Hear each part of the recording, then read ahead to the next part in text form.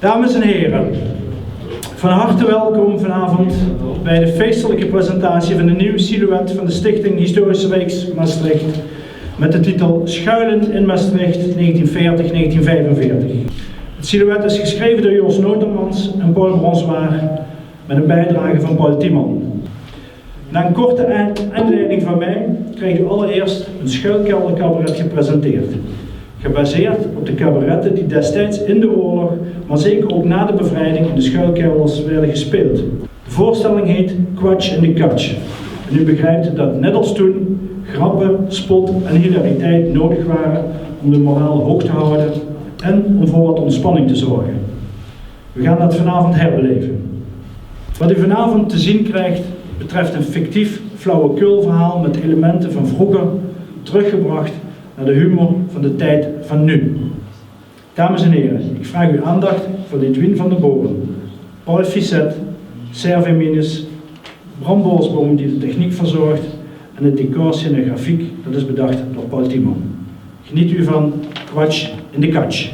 Mam, zet het!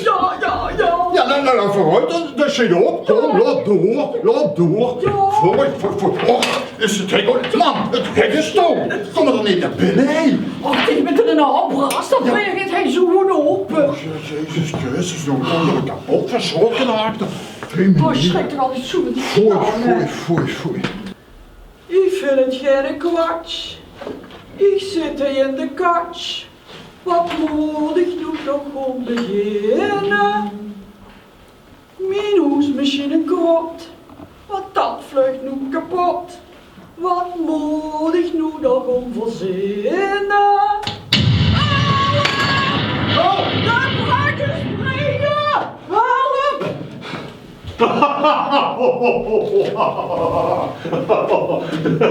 De bruggen springen. Bruggen kan niet toch niet springen? Is dat? Dat is de helemaal weer, hè? Zeg, de oorlog is begonnen, hè? Dat weet toch iedereen, dat vult ze toch om een water, man? Ja, ik voel niks en zal de nazi's wel zien.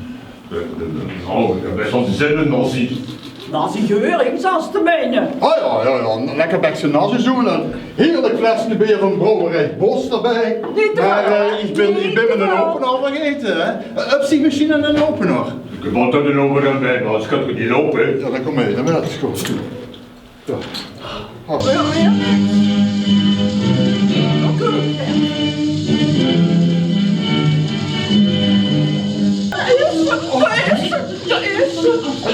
Volgens mij, Als wel een mee. ja. Wilhelmus van Nassau ben ik van Maastrichtse bloed. Wel vaderland, wel vertrouwen, blijft toch schenk tot in de dood. Ik heb wel een verzoek aan jullie.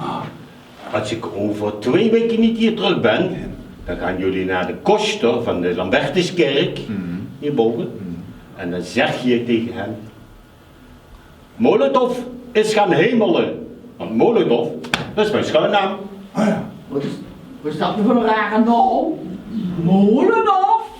Nee, niet Molenhof. Molotov, zoals wie die boom. Wat doen we? Ik moet gewoon helpen. Wat Ik had nog zo gezegd, geen bommetje. Ja, precies. God, Ik moet gewoon kijken boven. Ik moet gewoon loeren naar café, naar Garen. Ik kom alweer terug. Ik voel me zus. Wie gaat de Christie? Nee, Florence Nightingale. Niet die zangeres. Ik kom alweer terug. Ja, allemaal. Jij moet in het verzet. Een verzet. Ja, ik hou wel van een verzetje. Ja, het is wel een verzetje, maar al die dingen, dat is wel vuil. Siegfried is een mooie schuilnaam voor jou. Siegfried. Ja. Dat kun ik wel onthouden. Hè? Ik bedoel, ja, het bruggetje, ik hou wel van Fried, Siegfried. Ja, ik vind Siegfried wel leuk. Ja, kijk. Ja, ik zie er toch zoveel maar van. Hey, Siegheil, Heiken, Siegfried, hey!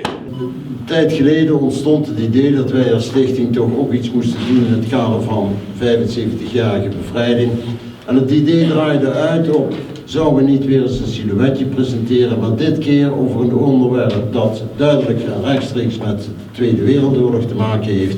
En dat is geworden schuilen in Maastricht 4045. Ja, ik wil het eigenlijk wat breder trekken over de vestingwerken, want ja, we weten allemaal, we zitten hier ook in de kazematten, dat in de kazematten schuilkelders waren.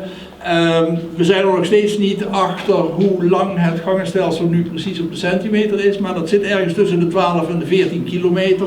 En in de loop van de Tweede Wereldoorlog zijn al die gangen toegankelijk gemaakt voor schuilers.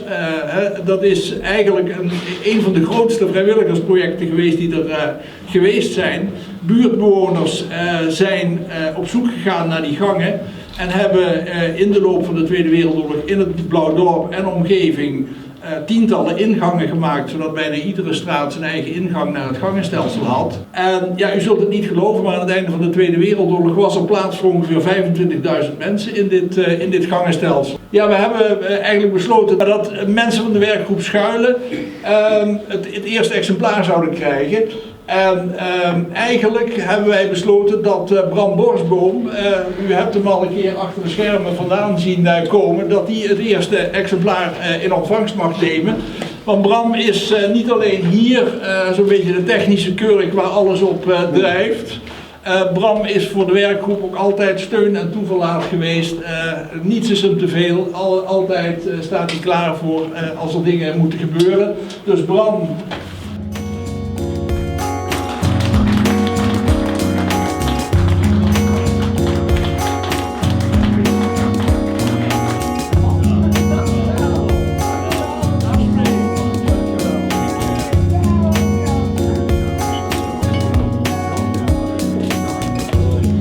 We zijn met de werkgroep natuurlijk al jarenlang bezig met schuilkelders.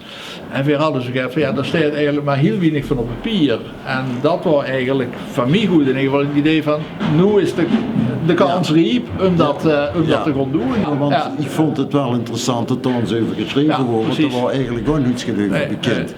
En het is ook gebleken dat er waren veel meer soorten schuilkelders, dat ik iets gedacht had. Dat is nu gebeurd. Hebben jullie deze vlag? Kennen jullie deze vlag? Ja, dat is van mij gehad. Nee, dat is de Amerikaanse vlag. De Amerikaanse. De Amerikanen zijn de stad ingekomen en hebben onze stad bevrijd. En meneer de geheime missionaris, hè, want ze moeten gewoon spreken, hè. Hoe zien die leunen eigenlijk allemaal? Die zitten hier in de kast. Kijk, hier zitten ze voor je. Er is niet veel licht. Ja. En ze zijn allemaal vrij. Zit je al lang, hé? Ja! Ja, dat is het. De C-leden doet allemaal fijn bevrijd. Ja. Geef hem een goed applaus. Vies! Hey!